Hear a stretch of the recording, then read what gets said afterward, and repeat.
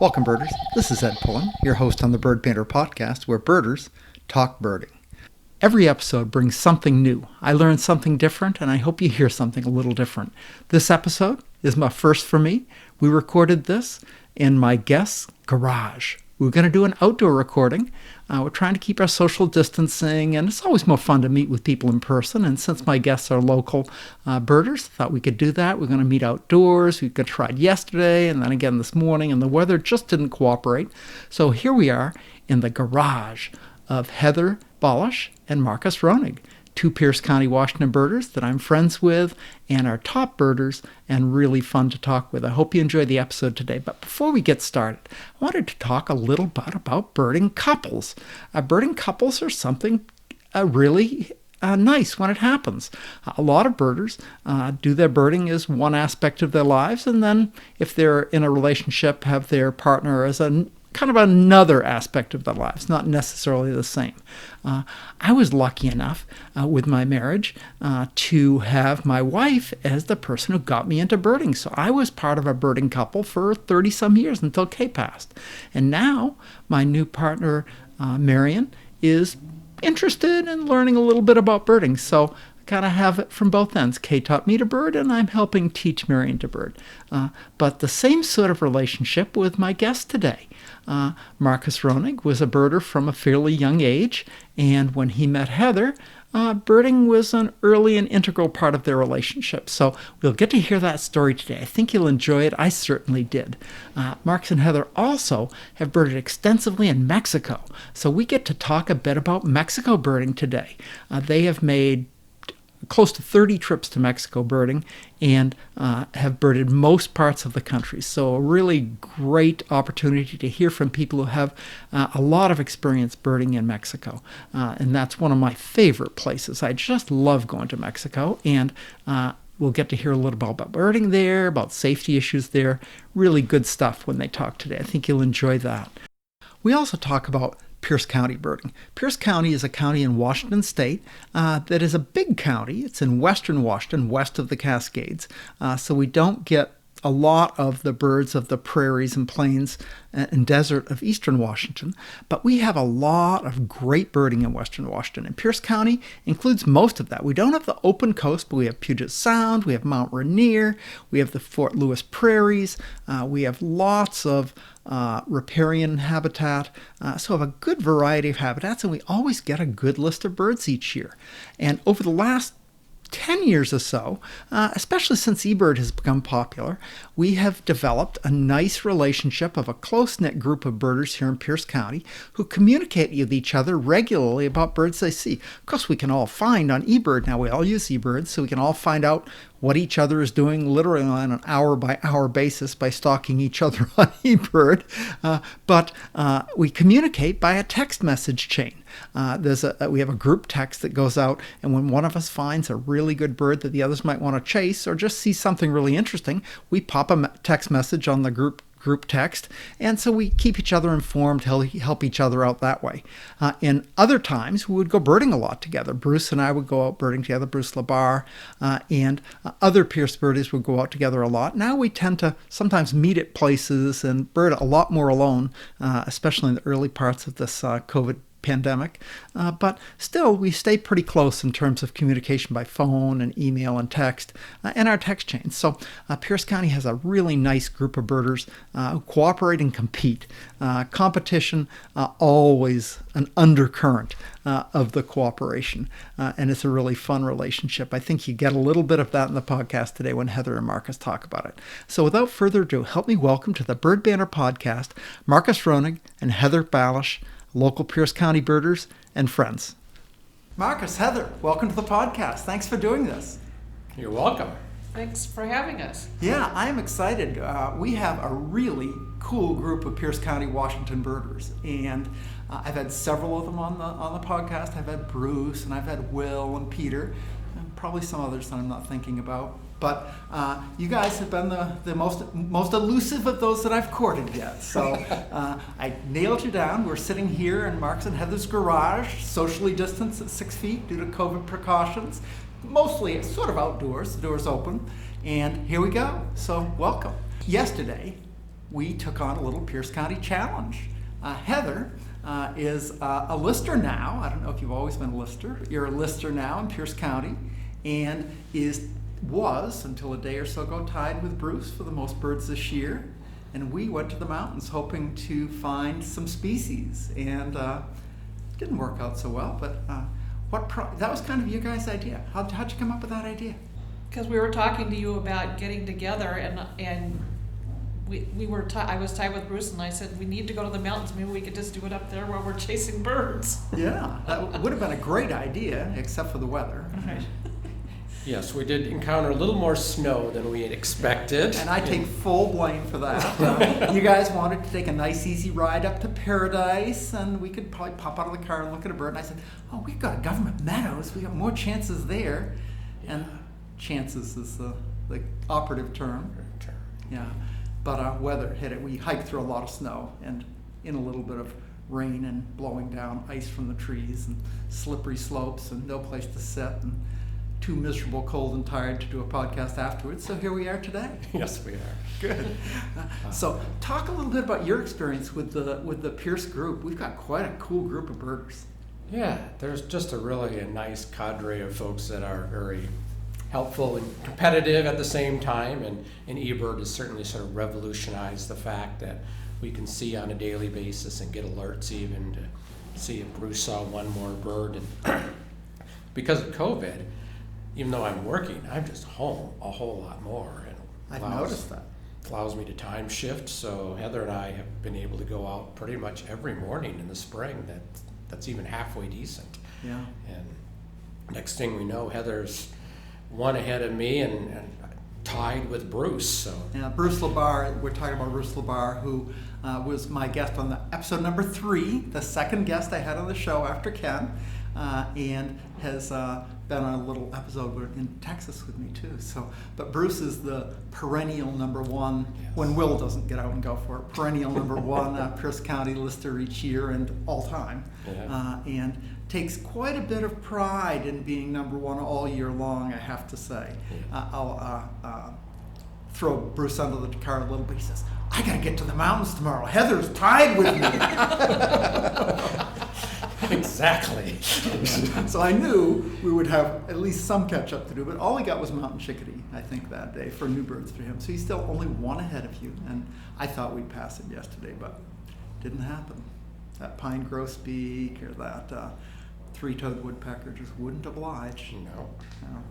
No. So the seasons here are like they are everywhere. We have our winter birds, we have our spring migrants, we have our resident breeders, we have our fall migrants, we have our episodic wandering birds that don't belong here. But I've found that my approach this year is I'm just waiting for them to come to me. I'm not trying to get, I think as the year passes, I'll creep up in the standings a little bit. I have not been, super chasing to get the cedar waxwing in April when it's easy in June, that sort of thing. Good. I wanted to tell us each time I have a guest, I like to hear your birding story. So Heather, why don't we start with you? Tell me, how did you first start birding, and then who were some key people in your development as a birder? Well, before I met Marcus, my interest was in getting out in nature. Okay. I wanted somebody who would take me backpacking and hiking, and when I met Marcus, I had just done my first major backpacking trip with my brother.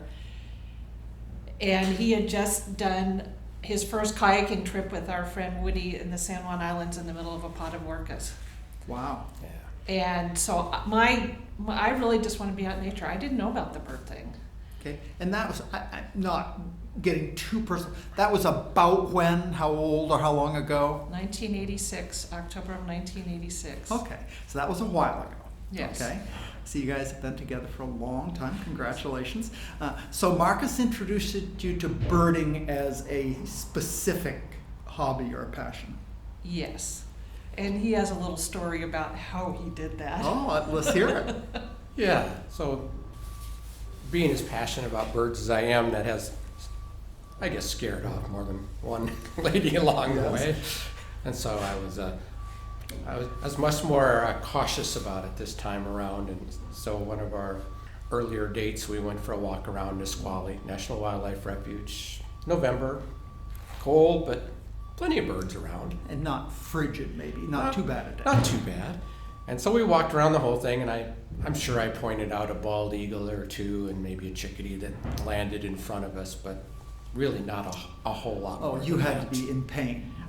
I was looking, I was listening, but I just kept it. If the bird wasn't making itself obvious, I just let it go. Good discipline. And so after that, Heather went over to her dad's and found a little pair of Nikon compact binoculars and lifted those from him. And on our next trip around, she said, "Well, share some more of these birds. Tell me a little bit more about that." So now I'm pointing out birds, and we're hearing birds, and I'm having her look at them, and we came to that sort of fateful end of the trip where she goes, "There were so many birds out here today. This is just amazing. I can't believe how many birds there were." She looks at me and like, "There weren't any more birds today, were there?" Like you didn't skip a few? It's just like, no, I was just a little more low key the first time around. So yeah, they're pretty much all here last time too. Oh, okay, but, I get it. Yeah. They were a little more. You were focused on Heather the first time, and you were teaching Heather the second time. Exactly. Yeah, that's good strategy. Good strategy. Well, you certainly have been a good pupil if he's your mentor, because you're a good bird. Well, thank you. But it's been over 30 years to get there. Takes some time. Yeah. I know you've birded Mexico. I mean, I would say a lot. I don't know if you can call it a lot, but I would say a really lot. And it sounds like that passion for the tropics and Mexico in particular, and birding Mexico, has been a ongoing theme of your relationship and birding experiences. Well, it's two things. One is we always leave the day after Christmas because it's our winter break. Oh, okay. Marcus's company shuts down between Christmas and New Year's. Oh, I didn't know that. Okay. And we love the birds of the tropics. There's just something very special about going down there, the diversity, and we've been there enough times. We know a lot of them by ear now, which, you go to a new place, and that's one of the most frustrating things. You have to keep asking, what's that? And the people and the culture. We love the people, we love the culture, we love the food. Yeah. And over the years, we've watched Mexico change. When we first went, the only birders down there were from Canada and the United States. And I'm sorry, that was about when? Well, Give the or first take? time we went was in 1987. Okay, so shortly after the Nisqually experience. Yes. Well, Marcus's company was taking him down there. He was working for the gas company at the time, and they had a trip down there.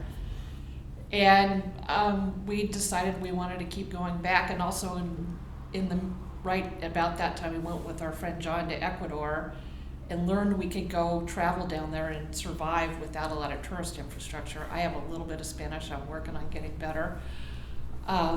So that's part of it too, is we have the ability to interact now with people whether they speak English or not, especially if we're talking about birds. Yeah.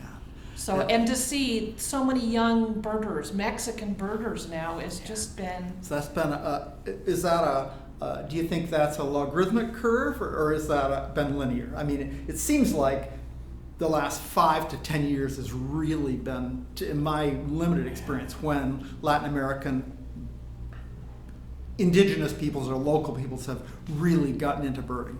Yeah, I would say we're on the beginning slope of the logarithmic part of it. Okay. But we love going out with these birders. We try to hire local guides whenever we can. We've got to the point now, not as much for the birds, although it is helpful, but just for a chance to interact and talk and find out what's going on with birding in their community, in their group. Last year we did 3 Christmas bird counts in a row. And, 3 days in a row? We had Almost. one day break, 4 days, three out of 4. I'm tired.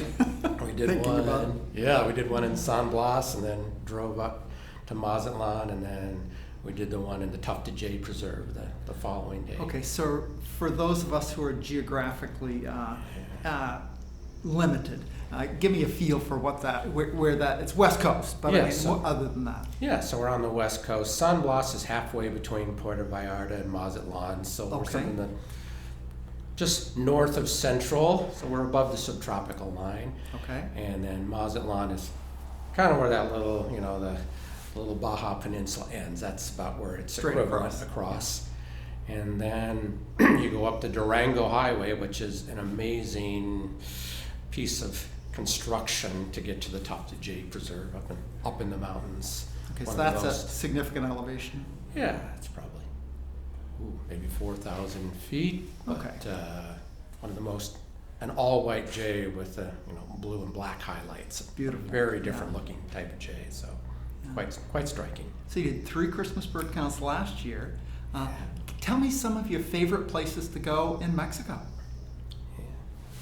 Well, the Yucatan is right up there, although it's getting so much more commercialized, but we love the Yucatan.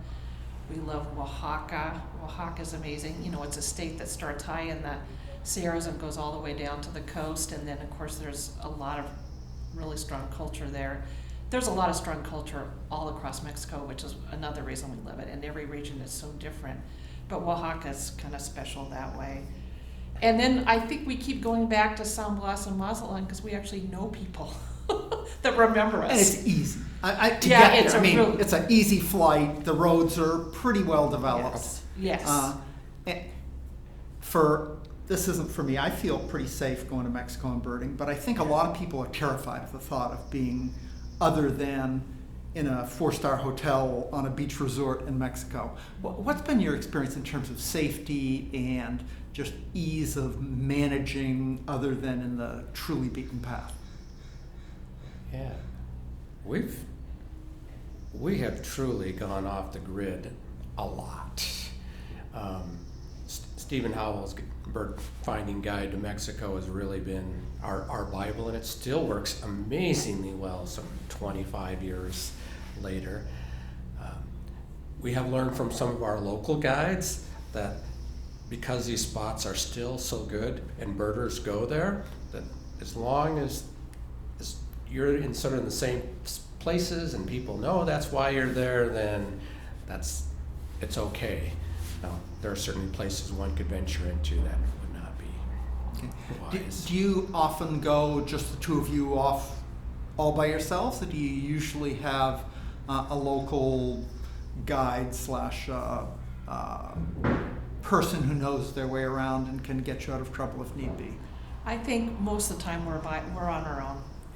We hire our friend Francisco when we go to San Blas because he's a good friend and he can get us to maybe see some new birds we haven't seen in that area, and then we get to interact with him and his family. You get to go birding with your buddy too. Yes. Right. And so it's a win-win for us.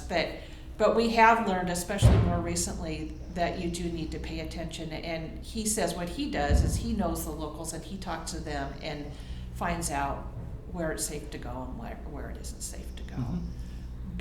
And I think maybe that's been ramped up a little bit, but we've never had a bad experience.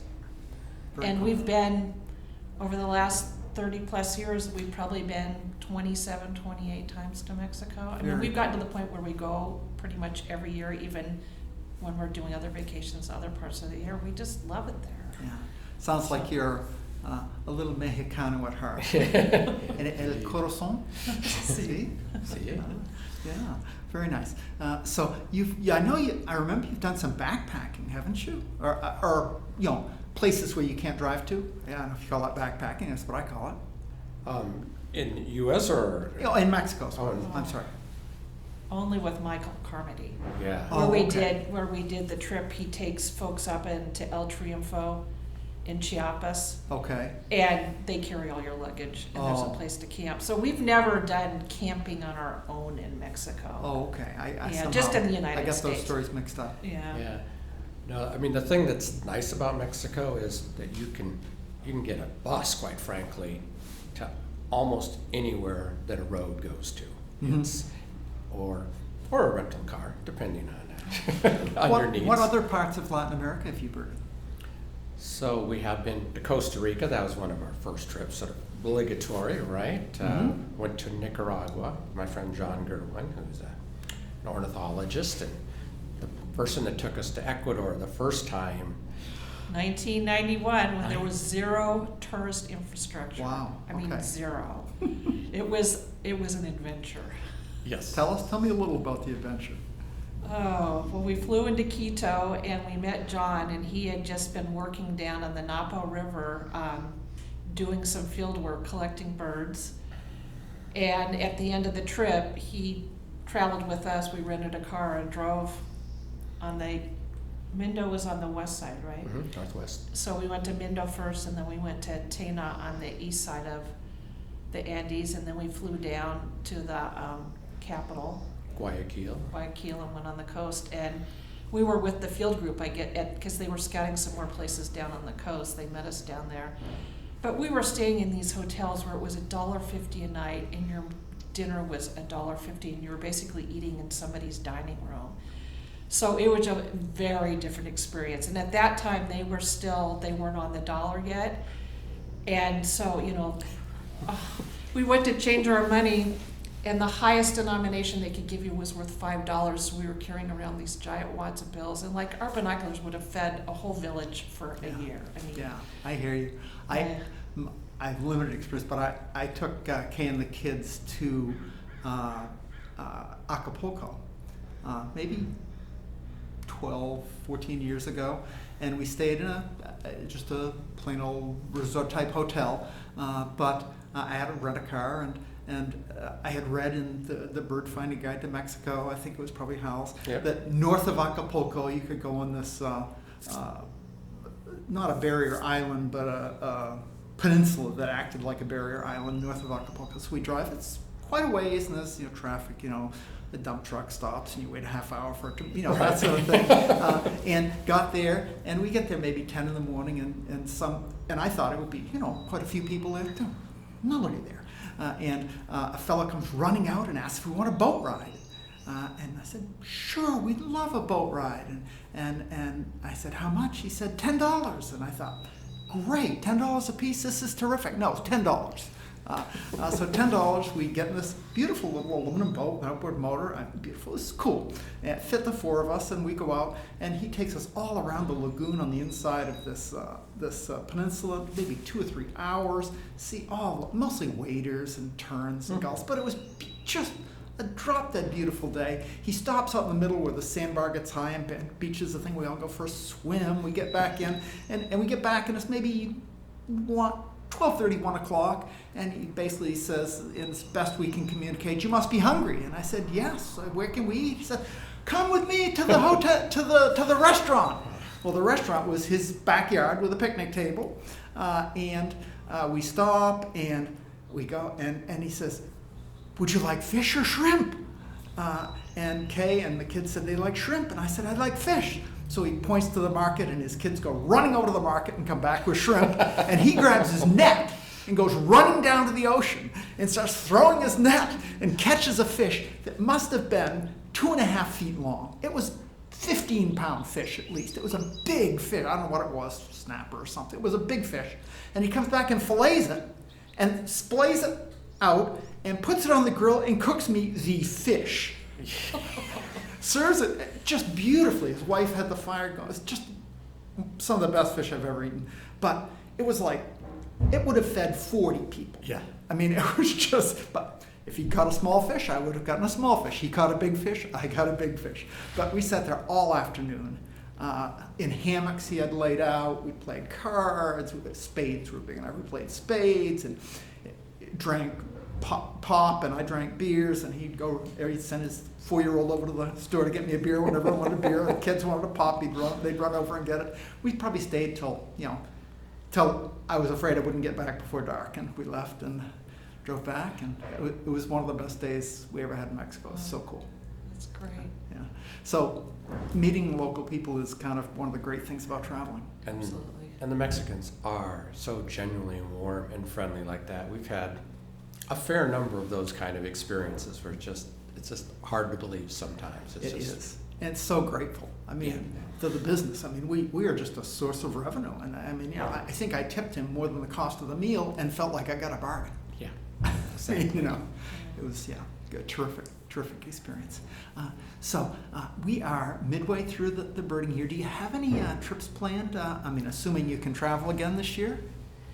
Well, we definitely know we want to go Eastern Washington again. You know, we Mhm. usually do our birdathon and weren't able to do that this year. So we know we want to get over there. But beyond that, I don't think we've really.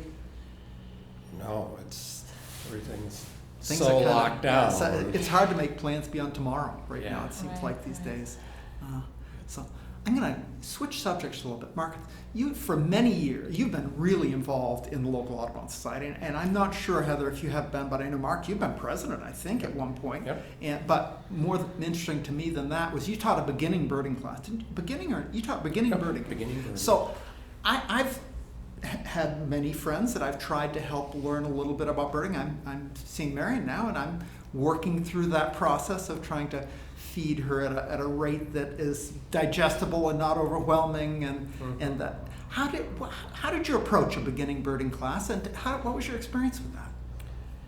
Yeah, I did it for over 10 years for Tahoma Audubon Society, and a lot of retirees would come, or very young. It was very dichotomous in that regards, and I would just try to give them the tools to see Be more the bird. specific. Give them the tools. Right. So just what do you look at? You know, what's the size of the bird? What's the beak like? Since that determines everything about them. And where's the white? Because in our gray climate, and I would teach it usually in November, where everything's black, gray, and white, even when the birds are colored, to teach them that they could pretty much identify all the big stuff just by where the white on the bird was. Peterson's field guide, the first really top-notch field guide, was black and white photographs, Yeah. and it was just fine. And it works.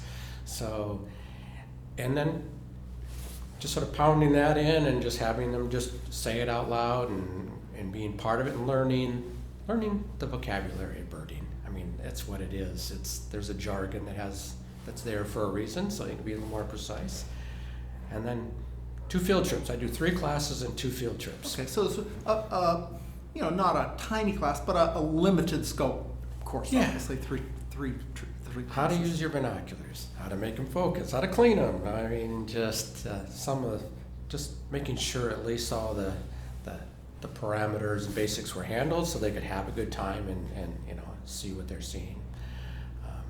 But yeah, just going. There's nothing more magical than going with a new group of birders down to Titlow Beach or some local park and looking at ducks in November and all their finery, and they're displaying and chasing each other, and they're big and they don't move too fast, and only some of them dive. So there's a very good positive feedback. Some of the basic things, males are not always the same as females, and they're big enough to notice that, and they tend to pair up, which makes it easier. Yes. At least at the right time of year. And so it just makes it a very magical experience, and of course after doing that for so long, I keep running into various students I've had along the way as we're taking our walks along the waterfront or going back down to Titlow. So Very nice. So you taught, how big were your classes? They're usually 12 to 15. That's about average. So you probably have 100+ pupils out there somewhere. I see some of them. I've done one CBC on your area, so I know that you have some pupils that tend to come down. I don't know if you have year after year people or just that year's people. Yeah. So I heard Heather's birding story, closely to you. Tell me your birding story. How did you get started in birding? My first birding experience, that magical moment, was at Scout Camp in northern Minnesota. We had the reservation chaplain, who was actually a Jesuit priest, and his PhD was in ornithology. And so he had a bird banding permit, and he was doing work on dialects of song sparrows. Wow. This all makes much more sense now in retrospect compared to when I was 15 years old. Yes. But what I remember the most is he took me out while he was banding birds, and he let me hold one of the song sparrows in my hand. Very cool. And that first time you hold the bird, there's just, you can barely even tell it's in your hand, but yet you can feel the heart beating right there, and it's just looking at you. It's People are shocked when I tell them how much birds weigh. yeah. I say, well, that's a hummingbird. That weighs probably like 3/4 of a teaspoon of water. How can that be? Yeah. What did he tell me? He says, it's like having a nickel in your hand. And so then you go and put a nickel in your hand. It's like you can barely, if it wasn't just for the difference in temperature, you could barely even tell it's in your hand. Yeah. It's just that light. Yeah. Birds have these amazing physiologic adaptations. I'm plowing my way through the Cornell University bird biology course online. Yeah. Have you seen that or heard about that? I'm familiar with it. Yes. It's a fabulous book and online course, and it starts, but a lot of it is about everything about a bird is so that they can fly. Right. And what does it take to fly? It takes a very light skeleton. It takes incredibly efficient organs. It takes a tremendous amount of energy per, moment, day, etc. Right. And the efficient heart, efficient lungs, efficient gut, lightweight skeleton. All these things. Birds are pretty amazing. Yeah, absolutely. Good. So that was your first day. Yeah, that was my first one, and then I was a biology major, so I took all the ology courses, as I say, and so when I took my first ornithology course with Dr. Dwayne Warner, it was just a lot of fun. He did a lot of field trips. I saw my first 100,000 snow geese, in western Minnesota, North Dakota. We got to watch the greater prairie chickens displaying and booming. So all very highly memorable experiences. So some of those birding spectacles you got right off the bat. Right off the bat, and with a group of old friends and people that are equally interested and avid. And at the same time, I was working at the Bell Museum of Natural History. I was one of their naturalist docents, and would take the kids around and give them experiences, bringing the dioramas to life and teaching about birds and plants and whatever it was focused on. And I discovered that a lot of these other docents were bird watchers as well, and they had a whole group that would go out every Friday in the spring and have a little birds and breakfast, shall we say. And it was just a whole lot of fun.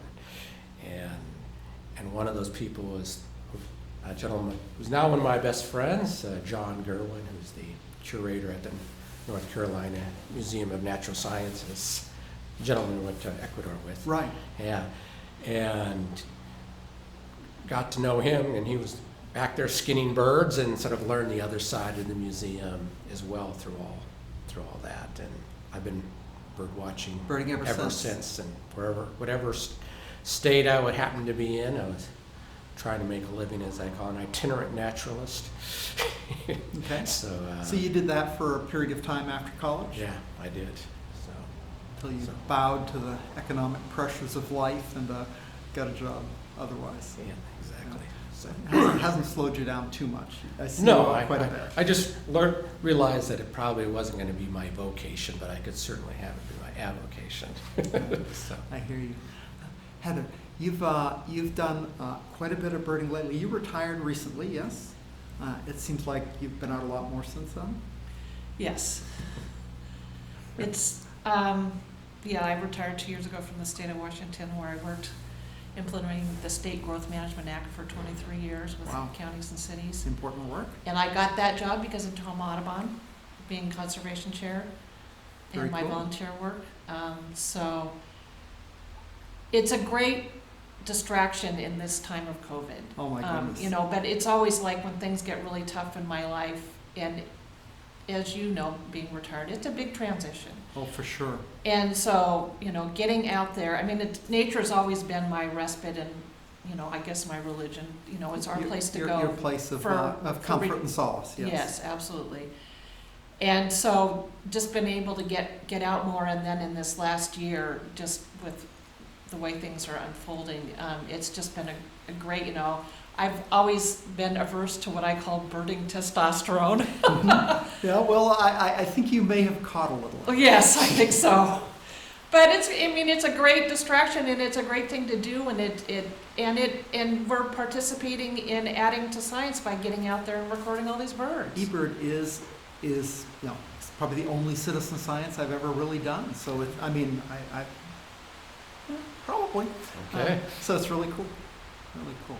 And like you say, we just have an amazing group of people here in Pierce County that are getting out there, and that's been the other nice thing. We get out, we run into you or Bruce or one of our other friends, and we get to chat a little bit because we're all outside and we're looking at the birds together, and it's just a great way to connect with nature, to participate in something bigger than you are, and to be with people you care about. I guess that's a big part of it for me. It is cool. It is cool. Marcus is going to walk over and close the door. It just started pouring here, and we are in his garage. So I am very grateful that we decided not to meet outdoors, which was our original plan today. Yes. So that's good. That's good. So I want to thank you both for being guests today. It's been really fun talking to you, and it's been fun getting to know you a little bit over the last. I've known Marcus and sort of known Heather for 20 or 30 years, but probably more in the last couple of 3 years have seen a lot more of both of you, certainly, especially in these last couple of months of when Marcus has not had to spend his daylight hours doing corporate duty and has been more able to bird.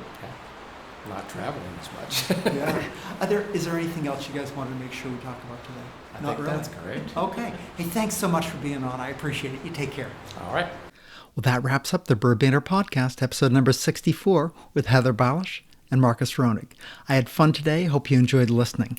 Makes me really, really anxious to get back to Latin America. I've been hoping to visit my daughter Jean, who lives in Costa Rica, and this rick'em-snick'em doggone COVID pandemic has put the Ballash on that. But anyway, I'm anxious to get down and see Jean again. You can hear about Jean's life in Costa Rica on episode number 62. She was my guest, and we had fun talking about her passion for permaculture gardening and agroforestry, along with all sorts of other stuff on episode number 62. Hope you enjoyed that, or if you haven't listened, check it out. I also talked after the podcast to Marcus and Heather about ideas for other guests on the podcast. I tend to do that often after an episode when I have my guests on and kind of pick their brain about people they'd like to see on as guests. I want to pick your brain about that too. If any of you have good ideas of people you think you'd like to hear about as a guest on the Bird Banter Podcast, please let me know. You can direct message me on Facebook or Instagram. You can reach me on the contact page of the birdbanter.com website. Or if you have other ways to get a hold of me, go ahead and do that. But I'd love to hear your suggestions for people you'd like to hear from on the podcast. I really enjoy meeting new people that way. It's the main reason I do this is what's not fun about talking to birders about birding, and I get to meet and get to know other people that otherwise I might not get a chance to meet. So if you have people you'd really like to hear from, let me know. That would be much appreciated. You can also do that by leaving a review on the podcast feed that you use, and that'll give me feedback on the episode and also maybe ideas of people you might like to hear from. So thanks for listening. Until next time, good birding, good day.